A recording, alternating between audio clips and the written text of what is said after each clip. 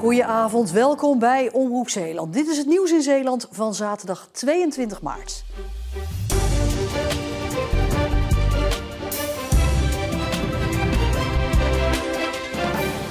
Hengelsportvereniging Oosterschelde uit Zierikzee is om. Ze vissen bij wedstrijden voortaan zonder lood.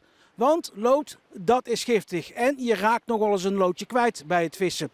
Daarom werken ze mee aan een experiment om andere producten te gebruiken. Ik moet zeggen, ik heb 2 keer ingeworpen met het nieuwe gewicht.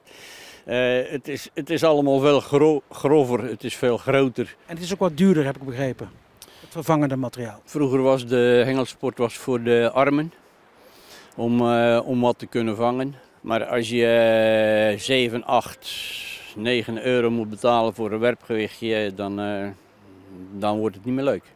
Natuurlijk, iedereen denkt met zijn portemonnee. Maar denk ook eens aan wat je doet. Lood is gif. En ja, als je daarmee vist, dan vergiftig je niet alleen jezelf, maar ook de omgeving. Het besluit om voortaan geen lood meer te gebruiken bij wedstrijden viel niet bij iedereen in goede aarde. Ja en nee. Er zijn erbij die beseffen dat het eindig is, dat lood. Ik bedoel, dat in de jacht is het precies hetzelfde. Dus dat zal voor de visser zal het niet anders zijn. Er zijn er gemeentes waar het lood verboden is om met lood te vissen. Dus het zit eraan te komen dat het hier op een gegeven moment ook dat geval zal zijn. Hoe zag Nisse eruit in 1300? Met behulp van een wandelroute bij het dorp, die gevormd wordt door paaltjes met QR-codes erop, kunnen bezoekers met een mobiel video's bekijken. Alsof het lijkt alsof je daar bent in 1300.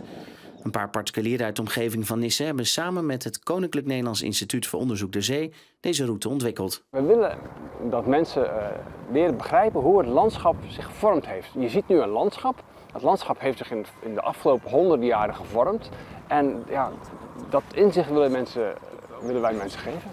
Het instituut heeft met deze route ook duidelijk willen maken wat klimaatverandering en zeespiegelstijging voor gevolg heeft voor het landschap, waarin het dorpje Nisse bij uitstek geschikt is. Alleen moet je wel weten waaraan je dat hier kunt zien. Dan zie je zo'n hollebollig landschap. Hoe komt dat dan?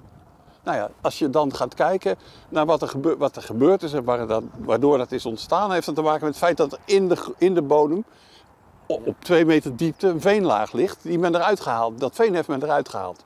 En dat maak je dan duidelijk met die visualisatie. Dus de situatie in 1300 geeft dan aan dat daar een gat is gemaakt. De komende week worden alle paaltjes geplaatst langs de route. Vanaf 28 maart is deze officieel open en het wandelen ervan duurt ongeveer een uur. Ah, kijk. Mooi. Dat is toch mooi. Is het bij mij denk ik al 25 jaar geleden dat ik een keer gesminkt ben. Ja. Zou je iets moois kunnen maken voor mij? Ja, ik maak iets kleins. En zo word je opeens gesminkt door een van de beste facepaint-artiesten van de wereld. Met 4 andere collega's uit binnen- en buitenland geeft Monique dit weekend les in Zierikzee. Ik vind het belangrijk dat mensen vanuit hun hart sminken. Dus technieken, heel belangrijk, maar daarna ook om los te laten. Dat zie je ook, want ik zit altijd helemaal onder. Foutjes bestaan niet.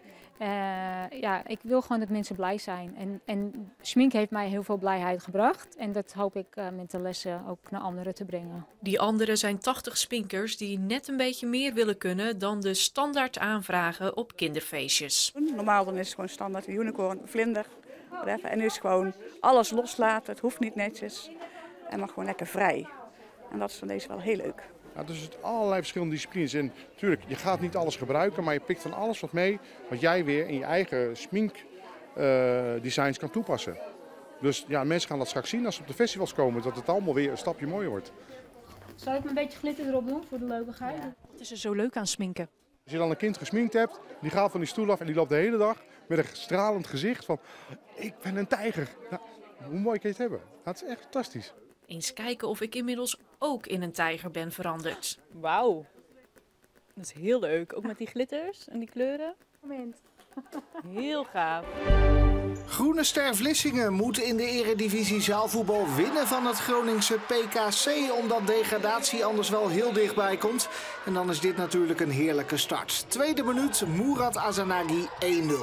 En de thuisploeg gaat door. Aanvoerder El Hattash bereikt Vertoet en zo lijkt dit een mooie avond te gaan worden. PKC heeft dan nog niets laten zien in het eerste kwartier, maar hier is opeens Da Costa die de spanning terugbrengt. En door geklungel achterin bij Groene Ster maakt Constantia er nog voor rust 2-2 van. Het is ook de avond van de gemiste kansen voor Groene Ster. Deze bijvoorbeeld van Nabil Azanagi. PKC is een stuk effectiever. Aanvoerder Hoxhai zorgt voor de eerste Groningse voorsprong. Alles of niets dan voor Groene Ster. Keeper Ben Selam gaat mee naar voren en die scoort de 3-3. En in de voorlaatste minuut is dit Routinier Abdenbi 4-3 en de zege is binnen handbereik.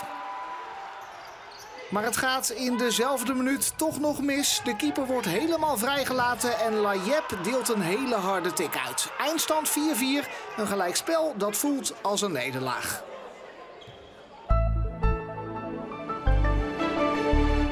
Vandaag was het weer een keer de bewolking die overheerste. Met zo'n 17 graden was het aangenaam, maar er viel wel af en toe een regenbui. Vooral vanavond en in mindere mate vannacht blijft die kans op een bui bestaan, waarbij een klap onweer niet helemaal uitgesloten is, maar ik acht de kans zeer klein. Er is ook ruimte voor een paar opklaringen en in die opklaringen koelt het af naar een graad of 9. Morgen is er wederom kans op een regenbui, al is die kans wel een stuk kleiner dan vandaag. Het wordt 15 tot 16 graden en we zien de zon ook weer wat vaker. Er staat verder een zwakke zuidenwind. Dan de vooruitzichten. Maandag is het droog en wordt het half bewolkt met een graad of 14. Dinsdag zakt de temperatuur verder terug naar 12 graden en is het bewolkt met in de avond wat regen. Op woensdag lijkt het overwegend droog te zijn en dan komt de zon weer iets terug. Het blijft, net als de dagen erna, om en nabij de 12 graden. Dit was Zeeland Nu. Zometeen ons weekoverzicht van het Zeeuwse nieuws. Een nieuwe busvervoerder voor Zeeland en hoe zien jongeren de toekomst van onze provincie? Dat dus zometeen.